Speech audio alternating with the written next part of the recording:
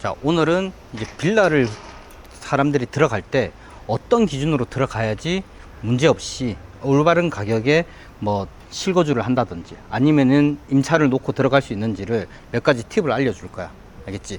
자, 첫 번째로 우리가 일반적인 뭐 아파트 같은 경우에는 대단지로 묶여 있고 같은 평형대에 같은 한 동에 여러 채가 똑같이 있다 보니까 가격 형성이 쉬워.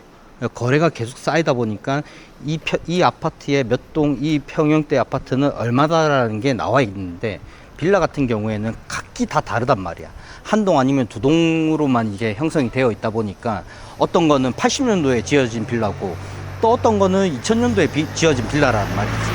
그러면 그 빌라가 지어진 빌라 준공 연도에 따라서 가격은 다 달라지고, 오래전에 지어졌던 빌라랑 최근에 지어졌던 빌라의 차이는 결국에는 건물 가격이란 말이야.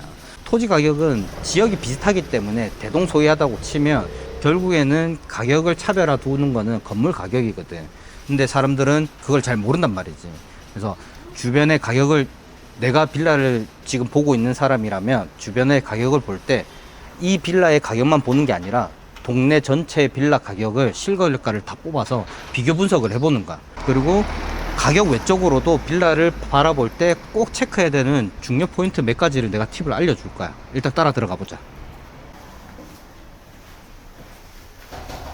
자, 이제 빌라로 들어왔는데, 일단 아파트하고 다르게 빌라의 차이점은 뭐냐면 관리를 누군가가 주체적으로 해주는 관리 사무소가 없다라는 거야. 그러면 대부분 살고 있는 사람들끼리 모여서 공동으로 관리를 해야 되고, 그렇게 관리를 하다 보면은 나는 그렇게 관리를 하다 보면 아파트에 사는 사람들은 관리사무소 직원들이 알아서 건물 전체를 관리를 해주겠지만, 그게 아닌 경우에는 살고 있는 입주민들이 다 하나하나 사소한 것들까지도 관리를 해야 된단 말이야. 대표적으로 밑에 바닥에 보이는 이런 타일들 같은 경우야. 이런 타일들이 뭐 깨지면 아파트에서는 관리사무소들이 다 알아서 수리를 해주고 교체를 해주지. 근데 빌라에 살고 있는 사람들은 다 사람들이 공동으로 관리비를 모아서 교체를 해야 되기 때문에, 내가 처음으로 입주를 생각을 하고 있는 뭐 빌라다. 그러면 이런 사소한 부분들까지도 내가 살고 있는 층만 보는 게 아니라 1층부터 꼭대기까지 천천히 올라가면서 주변 벽면이라든지 바닥에 타일이 깨진 부분이 있는지, 금간 곳이 있는지도 체크를 해야 된다는 거야. 자, 올라가 보자.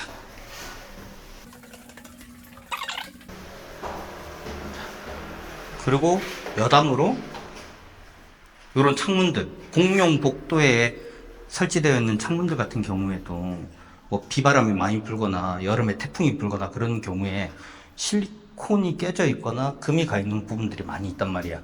이런 쪽으로 외부에서 내부로 빗물이나 이런 것들이 유입될 가능성이 많고, 그렇게 유입이 된다라고 하면은 실내에 뭐 물이 많이 들어와서 곰팡이가 쓴다든지 결로가 생긴다든지, 뭐 곰팡이가 쓴다든지 결로가 생긴다든지 안 좋은 점이 많기 때문에, 내가 집을 보러 왔다 그러면 이렇게 공용 복도에 있는 창문들의 실리콘 상태나 이런 것들도 보는 게 어떻게 보면 좋은 팁이 될 수도 있는 거지.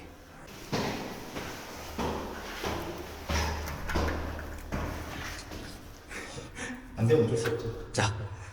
자, 지금은 문이 잠겼어. 문이 잠겼는데, 빌라를 보는 사람들 중에 필수적으로 올라와야 되는 곳이 여기 옥상이야. 그 이유가 뭐냐면, 옥상에 있는 방수 상태를 꼭, 방수 도장이 되어 있는 상태를 꼭 확인해야 돼. 왜냐면은 아파트와 다르게 빌라 같은 경우에는 누수나 이런 부분들이 굉장히 취약하단 말이야. 근데 만약에 누수가 발생했다고 쳐. 발생이 되면 보통 위층에서 수리를 해줘야 되는 게 일반적인데, 빌라는 그렇지 않아. 자, 방수 도장이 깨져서 누수가 생기게 되면 거기서부터 위층부터 계속 누수가 내려오기 때문에 위층이 잘못이라고 귀책이라고 얘기를 할 수가 없단 말이야.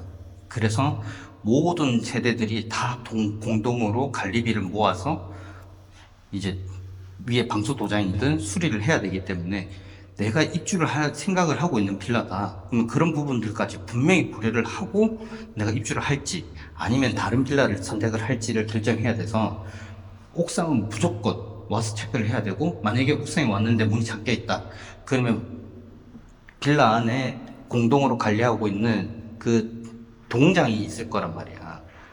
동장한테 얘기를 해서 옥상을 꼭 확인하고 싶다. 그렇게 해가지고 옥상을 꼭 확인하고 그리고 나서 내가 이 빌라에 들어와서 살 건지 말 건지를 결정을 하라는 소리야. 그리고 뭐 또 한 가지 한번 내려가면서 내가 설명을 해줄게. 자, 마지막으로 이걸 꼭 봐야 돼. 이게 제일 중요한 거야. 한번 와봐봐. 자, 여기가 공간이 좀 좁긴 한데 이쪽으로 와서 보면, 자, 여기 창문에 지금 샤시 상태를 다 우리가 눈으로 볼 수 있어. 샤시가 왜 중요하냐면 아파트와 다르게 빌라는 저층으로 이제 이루어져 있단 말이야. 그래서 저층으로 이루어져 있는 데서는 지금도 차가 지나가지.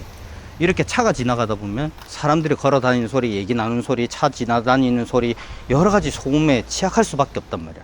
그렇기 때문에 더더욱 샤시가 중요해. 그래서 샤시 상태를 보고, 샤시가 오래된 거면 샤시를 교체해야 되는데, 인테리어 하는 것 중에 가장 비용이 많이 드는 게 샤시란 말이야. 그래서 샤시는 내가 웬만큼은 돈을 들여서 바꾸겠다 마음 먹은 사람이 아니라면 반드시 내가 들어갈 집의 샤시 상태가 최신 상태고 소음에 강한지, 지금 밖에서도 볼 수 있지만 나중에 집에 들어가서도 볼 때 샤시 상태가, 소음 상태가, 문을 닫았을 때 밖에서부터 들어오는 소음이 집 안까지도 시끄럽게 들어오는지를 꼭 체크를 해야 된다는 거예요.